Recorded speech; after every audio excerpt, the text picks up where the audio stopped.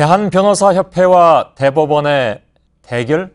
글쎄요. 이런 표현까지 써서 어떨지 모르겠습니다만은 연일 이 두 집단의 부딪힘이 화제가 되고 있습니다.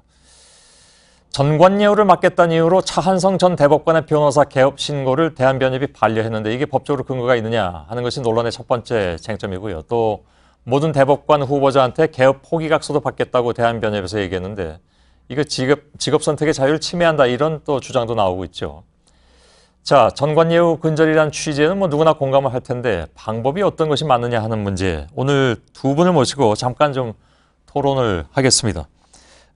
대한변협 공보이사를 맡고 계신 강신업 변호사가 지금 제 왼쪽에 나와 계십니다. 안녕하십니까? 안녕하십니까? 예, 그리고 전 서울중앙지법 부장판사 출신이신 여상원 변호사께서 또 옆에 나와 계십니다. 어서 오십시오. 안녕하십니까? 예, 어찌 보면 토론이 직업인 두 분을 모시고 변호사 개업 문제에 대해서 토론하게 되니까 네. 아무튼 좀 관심이 많이 갑니다. 우선 그 차한성 전 대법관에 대한 변협의 개업 신고 반려 이것이 이제 정당한 것인가, 법적 근거가 있는 것인가 하는 문제에 대해서 문제 제기를 먼저 해주시죠. 예. 여 변호사께서. 예. 뭐 법 체계상 변호사법에 보면은 등록을 거부할 수 있는 여러 가지 사유를 정해놨습니다. 법에. 예.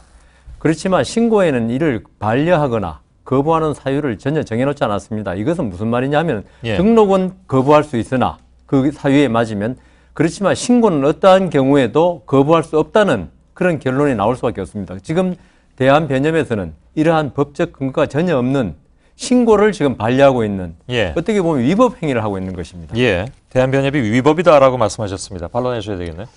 네, 뭐 전혀 일리가 없는 것은 아닙니다. 등록과 신고는 다르고요. 등록에 대해서는 반려할 수 있는 게 분명히 있는데 신고에 대해서는 그것이 분명하지는 않습니다. 그렇지만 이제 변호사법 그리고 대한변협 회칙이 있고요. 또 그에 따라서 등록 규칙이 있습니다. 예. 여기 보면 신고라고 하는 것이 있는데 변호사 개업 신고를 하게 되어 있고 이것을 이제 신고했을 때 여기에 대해서 규칙에 따라서 심사를 할 수 있는 권한은 있습니다. 예, 예. 그래서 심사를 했을 때 미비가 됐다든지 이런 것은 보완을 명할 수 있고요. 이래서 이제 보완이 되면은 또 이제 받아주고 이렇게 되는 건데 예. 이와 같이 보완을 명할 수 있다는 것은 어쩌면 넓게 해석을 하면 반려할 수 있는 권한도 있다고 있는 보시는 것이 것이 아니냐. 아닌가 이렇게 볼 여지도 있습니다. 그 물론 정확하게 변협 회칙의 문구가 어떻게 되어 있냐면 말이죠. 네. 등록 및 신고가 있는 경우에는 네. 규칙으로 정한 바에 따라서 심사한다 이렇게 되어 있습니다. 네.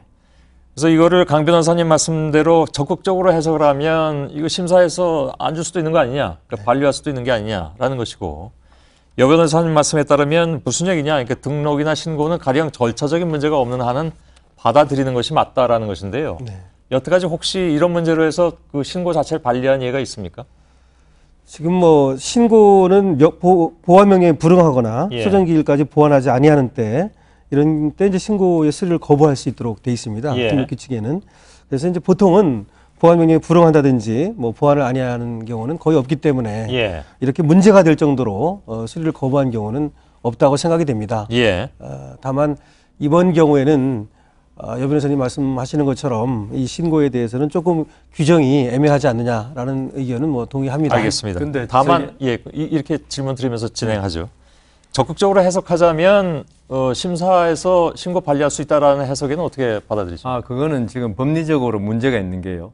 국민에게 어떤 이익을 주는 행위는 적극적으로 해석해서 어떤 혜택을 주는 건 괜찮습니다. 예. 그렇지만 지금 이 경우는 차한성 전 대법관이 하는 것도 역시 국민의 한 사람으로서 변호사를 하겠다는 데 대해서 불이익을 주는 거거든요. 예. 불이익을 주는 건 법에 명백한 규정이 있어야 됩니다. 마치 형법에서 사람을 처벌할 때 법 규정이 없으면 죄형 법중지에서 처벌을 못하는 것처럼 예. 지금 회칙 말씀하셨는데 회칙도 변호사법에 위임하에서 하는 거지 이 변호사법에 없는 것을 회칙에서 나름대로 정해서 우리 못 받아주겠다 이런 거는 그 회칙 자체가 예. 위법적인 소지가 있는 거죠.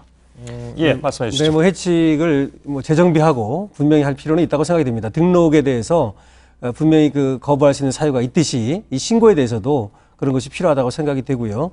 다만 지금 되어 있는 이 해칙을 어떻게 해석하느냐는 문제는 어쩌면 저희들이 반려를 한 것은 사실행위라고 볼 여지도 있습니다. 예. 거기에 대해서 어떤 법적 평가를 내릴 것인가에 대해서는 저희들도 그렇고 앞으로 여기에 대해서는 이제 문제가 불거져 가지고 사실은 그렇지 않을 것으로 생각이 되는데요. 예. 차한성 대법관 쪽에서 그럼에도 불구하고 이 개업형의 변호사 행위를 하겠다, 수임 행위를 하겠다 이렇게 얘기했을 때 그때 이제 결국 문제가 될 것으로 보이는데요. 예. 아마 저희들은 전 대법관님께서 그렇게까지는 안 하실 거다. 것으로 이렇게 기대를 합니다. 지금 상황 봐선 할 수도 있는 거 아닙니까?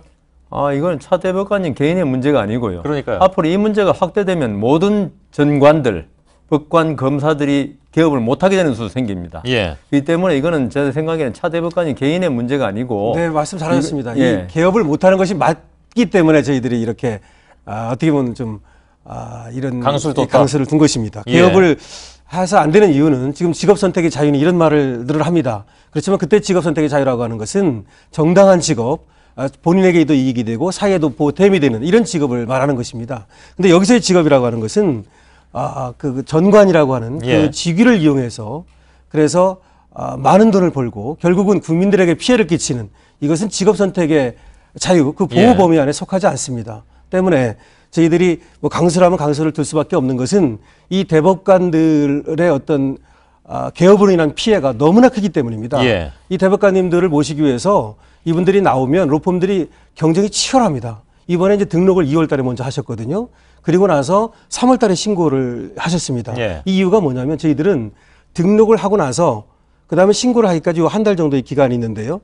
이때 이제 여러 로펌들에서 영입 경쟁을 벌인 것입니다. 예. 그래서 어디로 갈지를 택하는 기간이 약 한 달 동안 걸렸다고 보는 것이죠.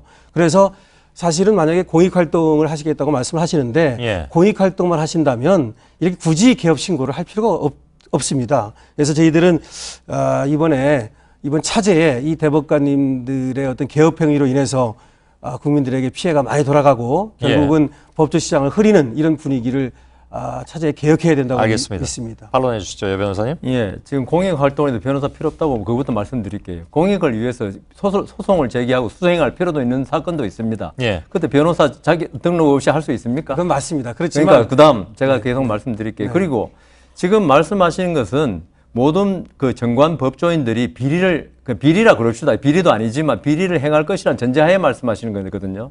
우리 변호사들이 항상 주장이 뭡니까? 무죄 추정의 원칙입니다. 어떤 사람이 그런 가능성이 있다고 해가지고 이 사람이 반드시 그렇게 된다고 그렇게 말씀하시는 건 변호사의 도리가 아니죠. 그리고 우리 변호사들이 항상 우리 법원에 있지 않습니까? 9명의 범인을 놓치더라도 한 사람이 무고한 사람을 처벌해서 안 된다. 지금 차한성 전 대법관이 지금 어떤 활동을 할지 전혀 모르는 상태에서 변호사 단체가 이 사람이 나쁜 짓을 할 거라고 의심을 하고 받아들이지 않는다는 건 그건 말이 안 되죠. 그리고 한 가지만 더 말씀드릴게요. 그리고 지금 대법관 말씀하셨는데 지금 이번에 고등부장 한 분 개업했고 그다음 지방부장 여러 분 개업했습니다. 그러면 그분들이 과연 2천만 원, 3천만 원 받는다 합시다. 수임료를. 그럼 대법관이 5천만 원 받는다고 그러셨잖아요. 이게 뭐 2천만 원 받는 사람은 괜찮고 정관예우로 5천만 원 받는 사람 안 된다는 그런 논리라면은 이게 작은 도둑은 괜찮고 큰 도둑은 처벌해야 한다. 이거하고 같은 건데 저는 도저히 그런 받아들일 수 없습니다. 논리가 맞지 않습니다. 제가 하나씩 말씀을 드리겠습니다. 지금 비리 행위가 아니라고 말씀을 하셨는데요. 오히려 부장판사를 지내셨기 때문에 대법관들이 어떻게 수임을 하고 어떻게 사건을 수행하는지를 아십니까? 대법관님들은 본인이 사건을 의뢰인으로부터 수임하는 것이 아닙니다. 변호사로부터 수임을 해가지고요. 그리고 사건의 상고 유서를 쓰지도 않습니다. 그래서 도장만 빌려주지 않습니까? 그래서 도장값 받는 겁니다. 도장 빌려주고 그 도장 찍어가지고 그 대법관을 모신 분이 그 상고 유서를 제출하는 거 아닙니까? 그렇다면 수임도 안 하고 사건도 처리도 안 하고 그리고 상고유서조차도 쓰지 아니하고 그리고서 도장값으로 몇천만 원을 받는 겁니다. 이것이 어떻게 그 비리가 아닙니까? 그 말씀은 이것은 비리를 떠나서 범죄 행위에 가까운 것입니다. 아니 강 변호사님 어떻게 대법관님하고 같이 밑에서 같이 일해 보셨습니까? 저희들이 충분하게 파악을 했습니다. 대한변협 차원에서. 아니 제가 아는 대법관님 그런 아니죠. 분이 대한변협 차원에서 많은 신고가 들어오고 많은 정보가 입수가 됩니다. 대법관님이 일하시는 것을 직접 옆에서 보고 보조하고 보좌하고 했으면 제가 인정하였는데요. 대법관님 무죄추정의 중에는 원칙을 말씀하셨는데요. 지금 상고유서도 안 쓰고 도장값만 여기서 무죄추정의 원칙이 왜 나옵니까? 여기서는 무죄추정의 원칙이 아닙니다. 우리가 그분들을 범법자로 본다는 것이 아니고요. 우선 강 변호사님 마무리해 주시고 여 변호사님께 드리겠습니다. 무죄추정의 원칙은 여기서 나올 얘기가 아니고요. 저희들은 예를 들어서 지금 범인이 아닌데 범인으로 몰아간다고 말씀을 하시는데 지금까지 나오셨던 대법관님들 한번 보십시오. 안대희 대법관 나오셨지 않습니까? 10개월에 27억 벌었습니다. 그리고 이용훈 대법관, 전 대법관님께서도 5년에 60억 버는 것이 밝혀졌습니다. 그 외에도 수많은 사람들이 지금 문제가 되고 있습니다, 실제로. 이래서 국민들은 여기에 대해서 문제가 있다는 것을 지적하고 있는 것인데 그 문제가 없다고 얘기한다면 그것부터 전제가 잘못된 것이죠. 예, 이제 반론해 말씀드릴게요. 주시죠. 예, 말씀하세요. 그러면 9사람이 도둑질을 했다고 한 사람, 당신도 도둑질 할 것이다. 이렇게 말씀하시는 거 똑같은 거예요. 그리고 저는 지금 강 변호사님이 대법관님하고 얼마나 그분들이 사건 수임하는데 직접 관여되신지 몰라도 제가 아는 대법관님들 그런 분 거의 없습니다. 그런 분 물론 대법관님도 여러 분 계시니까 있을 수는 있겠죠. 예. 그렇지만 많은 대법관님들, 우리 법인에도 대법관 출신 변호사님 계시지만 직접 지금도 상고에서 다 쓰십니다. 알겠습니다. 자, 그 차 전 대법관 한 사람 개인의 문제로 하는 것이냐, 아니면 이번에 이런 그 차변호 전 대법관의 경우가 생겼으니까 차제에 대법관 출신들의 전관예우를 제도적으로 막을 것이냐 하는 문제로 접근하는 게 맞는 거 아닌가요? 그러니까 두 분이 차 전 대법관 하나만 가지고 싸우실 일은 아닌 것 같은데, 근데 현재 벌어지는 현상은 그렇게 그 양반이 예, 상징적으로 나와버렸으니까 그렇다 치고요. 그 서기호 정의당 의원이 이미 변호사법 개정안을 낸 바가 있습니다. 2월에 발의했는데 거기 보면 뭐 다 읽어드릴 필요는 없는 것 같고요. 퇴직한 날부터 5년 동안 변호사 2명 이상의 법률사무소를 개설할 수 없다라든가, 다른 로펌에 취직하지 못한다라든가, 그리고 그만둔 지 3년 내에는 대법원 쪽에서 맡는 사건은 못 맡는다든가, 이거 두 분은 뭐 국회에 안 계시니까 국회에서 이거 통과시키면 되는 건가요? 그러면 훨씬 나아지나요? 네, 제 생각에는 이게 바로 문제의 요체인데요. 예. 이걸 그렇게 국회에서 법을 통과시켜서 그런 식으로 하는 거, 저는 사실 한 고등부장 이상, 검찰은 검사장 이상은 사실 예. 변호사 개업하는 게 옳지 않다고 생각합니다.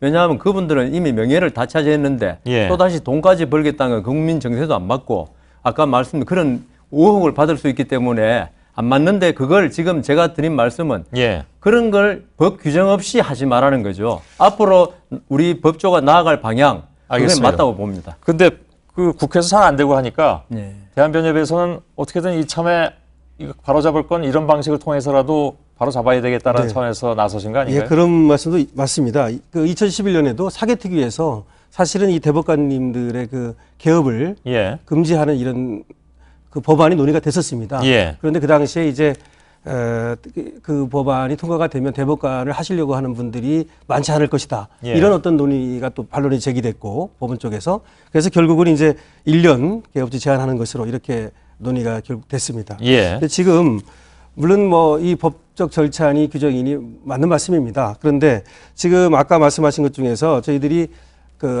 지금 차대 전 대법관님 예. 그분 한 분에게 대해서는 사실 죄송합니다. 그분을 타겟으로 삼고 그분을 미리 저희들이 예단하고 이것은 아닙니다. 이 차제에 그분이 이번 시기에 어떻게 보면 좀 이렇게 묘하게 이렇게 문제가 된 것이지, 예. 이것으로 해서 우리는 이 대법관들이 개업을 하고 그로 인해서 상당한 어떤 그 돈을 벌고 예. 또 공익에 전념하지 않는 이런 풍토가 개선되어야 한다고 보는 것입니다. 알겠습니다. 이게 사실 정관예우는 뭐 최근에 나온 얘기도 아니고 벌써 굉장히 오래전부터 나오고, 그걸 뭐 정관예우를 하지 못하게 한다라는 그런 방안도 많이 나왔습니다만은 여전히 안 되고 있다라는 것에 대해서 저희는 시민들의 입장에서는 법조계가 반성해야 된다고 물론 보고 있고요. 근데 그 방법을 이제 이렇게 택할 것이냐 아니면 또 다른 방법으로 택할 것이냐에 대해서는 여러 가지 논란이 있을 수가 있는데, 요 최근에 가장 불거진 것이 아무튼 대법원과 대한변협의 문제인 것 같아서 그걸 고리로 해서 두 분의 의견을 좀 들어봤습니다. 우리 시청자 여러분께서 판단해 주시라고 믿고요. 오늘 두 분 토론해 주셔서 고맙습니다. 두 분 고맙습니다. 고맙습니다. 감사합니다. 네, 고맙습니다.